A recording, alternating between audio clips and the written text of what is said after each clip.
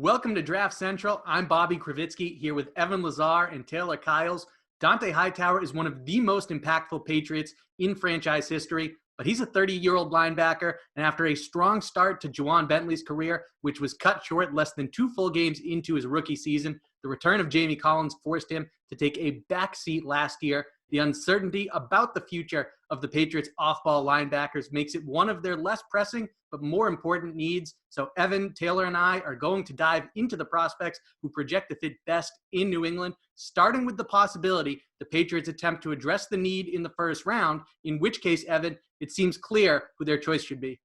Yeah, well, I would go Patrick Queen every day of the week. I would just make the pick and not think twice about it. With that said, 229-pound linebacker. How often can we say that about Bill Belichick drafting a 229-pound linebacker in the first round? We can't ever say that really at all at any point in the draft. But that being said, times are changing. I think Belichick's aware of that, and you're going to need some more speed on the field with the offenses that are being built around the league right now to match the Ravens, the Chiefs, some of these high-flying offenses.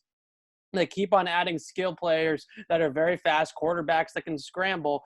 He's the type of guy, though, with Patrick Queen that really impresses me with his processing, certainly, and his ability to read blocking schemes. I don't think I've ever scouted a linebacker that clicks in faster than Patrick Queen does. He reads a pulling guard better than some pro linebackers ever have or ever will. So I think that that's something that you look at and you say, okay, he is only 229 pounds, but the ability to beat guys to the spot consistently where he's in the hole sometimes before the running back even gets the ball in the backfield, that is going to make up for a lot of the fact that he isn't this take-on linebacker in the hole because he's always there before anybody else is. So I love Patrick Queen. He's going to be very high on my big board. I can tell you that right now. But at the same time, I will believe it when I see it that Bill Belichick's going to draft a linebacker with that kind of pedigree, with that kind of skill set. Yeah, and I think you absolutely hit the nail on the head, Evan. I mean, he's such a smart player, and he complements all his ridiculous physical gifts. I mean, his range, he can drop into coverage. He can play that middle hole of the defense and run with wide receivers. He can go side to side. I mean, there's so much to love about him. But again, like you said, it would be so far from what we've seen Bill Belichick do in the past with his concerns about his size. But it's not even that much of a concern for me because of how active he is with his hands. He fights aggressively to get off blocks. He's got such a good motor. And like you said, he processes so quickly that half the time he's getting to his spot before anybody else can before linemen are getting there when backs are trying to hit the hole. So again, it would be a departure and it's because of his size. But I just think the physical tools and the mental combination are just too much to pass up at the 23rd pick if he's still on the board. Agreed. I know Queen is only, Evan, I know Queen is only 229 pounds, but he shows that he can play effectively in close quarters. He's got a strong punch, and when you're comparing him to the other top linebacker in this draft, Kenneth Murray, who we're about to get to, I just think Queen shows, despite not being the bigger of the two, and they both have lean frames, by the way, that while he may not be able to get much bigger than 229, that he can handle playing in the box and seems like he'd be a better fit at off-ball linebacker in the middle of the defense than Kenneth Murray would be.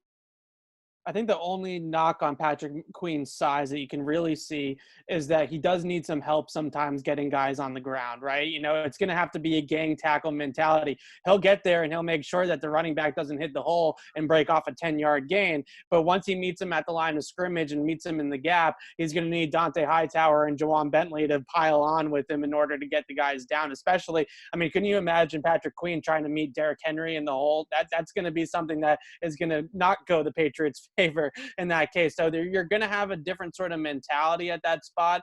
But I think the crazy thing about it with Patrick Queen is that if you actually change the situation and you make him a safety, he's still an elite athlete at safety the same way that he is at linebacker. 4.5 speed is a really good time for a safety, just the same as it is a really good time for a linebacker. So this is a guy that can cover, he can drop into space, he can blitz off the ball. He's an incredible player, but I just don't know if they're going to love the fact that he can't really bring a guy down with a form tackle all on his own. It's certainly going to have to be more of like a gang tackler than a guy that can really win one-on-one matchups like that.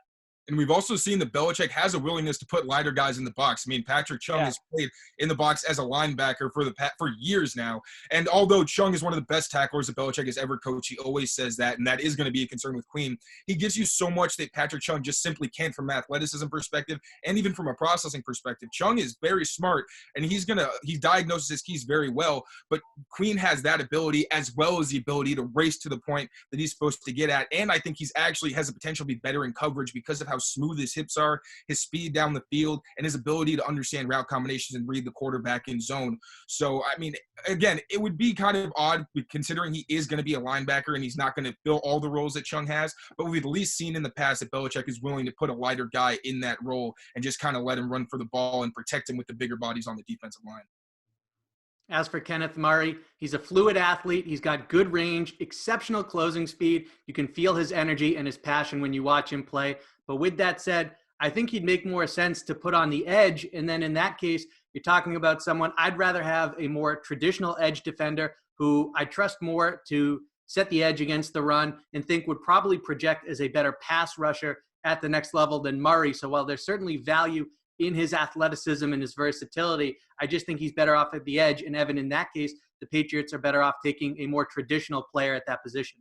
Well, I actually like Kenneth Murray a little bit for them just because of that versatility. You know, he's not going to be a guy, I don't think that's going to be a full-time edge guy, but he has that ability. So maybe like a Jamie Collins type role where 80% of the time he's off the ball, but that 20% of the time that you want to put him on the ball, you can. He's a really effective pass rusher on stunts because he does play so fast that he's able to really wrap around and come through the middle of the defense with a lot of kind of fire in there too. The one thing that I don't like about him as a player, and I think everybody doesn't like about him as a player, is that his processing speed and his ability to identify blocking schemes is a total work in progress. I mean, this is a guy that's a 3-year starter that still doesn't know how to fit counter, so I think you look at that and you're like, okay, well, what are you going to do there with him off the ball? It's a very raw kind of translation right now that you're going to have to go with from him off the ball. So there's a lot of work to be done there from a mental standpoint.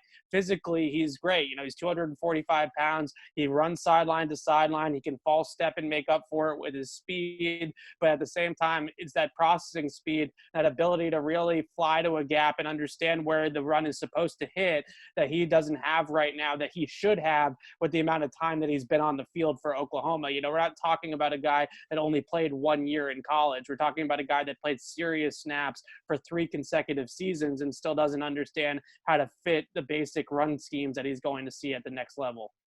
And that entire kind of scouting profile really does ring true to Jamie Collins, where it's so much like Jamie. He's just not the athlete that Jamie is, but he's a lot like Collins. Yeah. We even saw him on that edge roll where he would kind of be split out when somebody was split out on the edge and show that closing speed where he can get to the running back if they run away from him. A lot of the things that he did in college were very similar to Jamie Collins. And like you said, he doesn't have quite the size. Jamie Collins is still 250 pounds. I mean, he's still a freak athlete. Like, he's really nobody to compare to him. But if you're talking about someone who has similar deficiencies but can make up for it with their athleticism, with their length, I think that Murray is a really solid fit. I hate to pile on someone who's getting ready for one of, if not the best days of their life, but with Kenneth Murray, one of the bigger criticisms I have, and it meshes with that slow processing speed, is that he really struggles to disengage from blockers. And sometimes on tape, you'll see all they have to do is get there to take him out of the play. They don't even have to really get their hands into his pads. And so that's a concern I have, especially when it comes to the idea of putting Kenneth Murray in the middle of the defense at off-ball linebacker. But Evan, Taylor, you guys nailed it with the scouting profile on not only Murray, but Patrick Queen. Taylor, as for a day 2 prospect, who do you think might make the most sense for the Patriots if they wait until then to take one? Yeah, so Logan Wilson from Wyoming, I think he screams Patriots. He was a team captain, productive college career. He's got a really high football IQ. He gets to the spot very quickly. Shines, I think, coming downhill as a run defender and a blitzer. He brings a punch, which I really like to see. And he's a bigger guy, more of a throwback kind of body build, but he's got enough lateral agility and burst to stick with the offenses on horizontal concepts and still be able to make a play. And he's a consistent and strong tackler. Now, he does have some hip stiffness, which I think could limit him if he's going to be covering man against some of these NFL tight ends and running backs, but the Patriots do a really good job of keeping it minimal when they have their middle linebackers covering. Usually you see them play more of a hole defender kind of role, and he gets good enough depth that I think he could serve there. So as long as you put him in the right spot, I think that he could be a really productive linebacker in the Patriot system. I agree. Logan Wilson's one of my favorite kind of end of the third round guys for the Patriots. He's actually a converted safety, and they moved him off of safety because of those hips, because he couldn't really unlock the hips and be able to flip and turn with guys good enough to play on the back end. So what he does have, because of that safety background, is a really good feel in zone coverage and ability to kind of jump routes from an underneath or hole, deep hole type of zone. And I know he's not going to really cover guys in man coverage too much, but this is truly one of the best tacklers in this entire draft class on the defensive side of the ball at any position. A wrap tackler that finishes through the hips, that drives guys down to the field. This is not somebody that's going to miss a whole lot of tackles. So if you play him at like will linebacker and you keep him clean most of the time and you let him just run sideline to sideline and make tackles, he's going to make a lot of tackles like he did at Wyoming. So I think a player that if he went to Alabama or LSU or Clemson or something like that would be talked about as like a top 50 player, but because he did play at Wyoming, we're talking about him more at the end of the third round. And that screams Patriots to me. There's great value with a guy that has great tape, but just doesn't play at a Power 5 school, so he doesn't have the same love as some of these other guys. And Evan, another intriguing option at off-ball linebacker on day 2 is Malik Harrison from Ohio State. Probably the best just traditional fit, right? If you're just looking for a guy that fits the glove the best, the hand that fits the glove the best, it's certainly Malik Harrison, 6'3", 250 pounds, old school thumping linebacker. The first play that I put in his thread is him meeting Cesar Ruiz in the hole on a pull and just blowing Ruiz up and making the tackle on the running back. That's a first round stud center getting blown up by Malik Harrison. So a guy that can certainly bring it. He has that downhill trigger, that thumper style that he'll come in and he'll really disengage against blocks too, though. And he has ability to really press off of blockers and use his hands, do all that kind of stuff. Effective blitzer. In man coverage, probably not where he's going to live. He's got a little bit of that tightness to him as well, but he did run like a mid 4.6, 4.66, 4.67, something like that. So I think that he can play in space and drop into coverage if you want him to, especially off of like play action and stuff like that. The only concern that I really had with his tape is that he does kind of downhill trigger a little bit too fast sometimes and can get beat by misdirection, by play action. It's not quite as bad, but for Patriots fans, a comparison, just think about like a Landon Roberts early on in his career where everything was downhill and coming towards the line of scrimmage, and you can hit him with that play action pretty quickly. But once he figures out how to read hats and read footwork and understand when play action is coming in different situations where it might bring up more often than not, I think he's going to be a really good linebacker. And he's certainly the type of guy that if they're going to go old school, typical Belichick at that position, and they're going to take a linebacker in the first 3 rounds, that there's nobody better than Malik Harrison in terms of just a prototypical Patriots build. Yeah, Harrison is starting to process the game faster, but there's a little Paul Pierce in his game where he's not moving quickly, but he gets where he needs to. Certainly an intriguing player. As for if they wait until day 3 to take an off-ball linebacker, Taylor, who's someone that Patriots fans should be keeping an eye on? I like someone, they already got a Purdue linebacker, why not get 2? Marcus Bigley, someone who's been linked to the Patriots, and there are some significant red flags. He has 2 major knee injuries, and he already has pretty modest athleticism, so it's not something you'd love to see, that combination, but at the same time, he's a very intelligent linebacker. He's really fast processing, and he's strong instinctually, good spatial awareness and zone coverage, where that game I watched was him against Ohio State in 2018, and you saw him constantly around the ball because he knows where to get and get to his run fits. In zone coverage, he has a good idea of where he's got to be and getting to his spots and then quickly firing and getting to the ball. Although he does lack length, I think he uses his hands really well to stay clean and not let offensive players get into his body.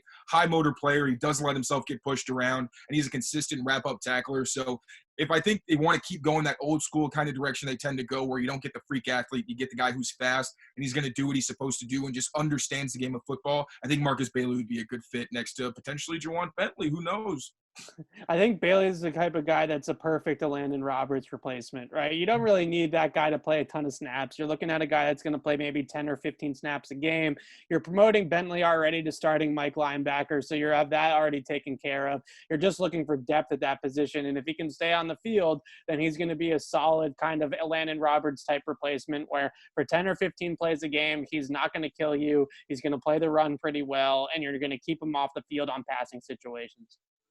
Evan, another direction the Patriots could go in at off-ball linebacker in day 3 is Jordan Brooks.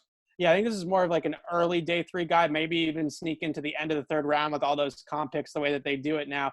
He's probably the best lateral mover in this entire class, a guy that can really mirror running backs in the gap. So he'll just stand there with his feet kind of square in that basketball player's defense stance, and he'll just slide gap to gap with running backs across the formation and just meet them in the hole and make the play. You know, he really racked up a ton of tackles at Texas Tech, a guy that really has great production. And, you know, he's not necessarily the best at beating blocks or block deconstruction or whatever word you want to use. You certainly want him in a 2-gapping system where he's going to be kept clean most of the time, and he can just do that scraping thing that I was just talking about. But he also has pretty good speed. I think the sideline to sideline speed, or the ability to maybe serve as like a quarterback spy or drop into a little bit of a zone man type of situation in coverage. I think the ability is there for him to do all those things.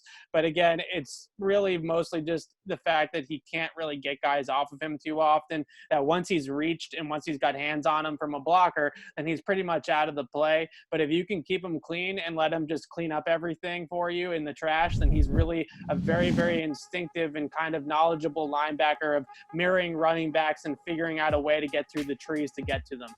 For Evan Lazar and Taylor Kiles, I'm Bobby Krivitsky. For all of our Patriots-related content, including Evan's big board featuring the 50 players who would fit best in New England, check out clnsmedia.com and subscribe to our YouTube channel at Patriots Press Pass.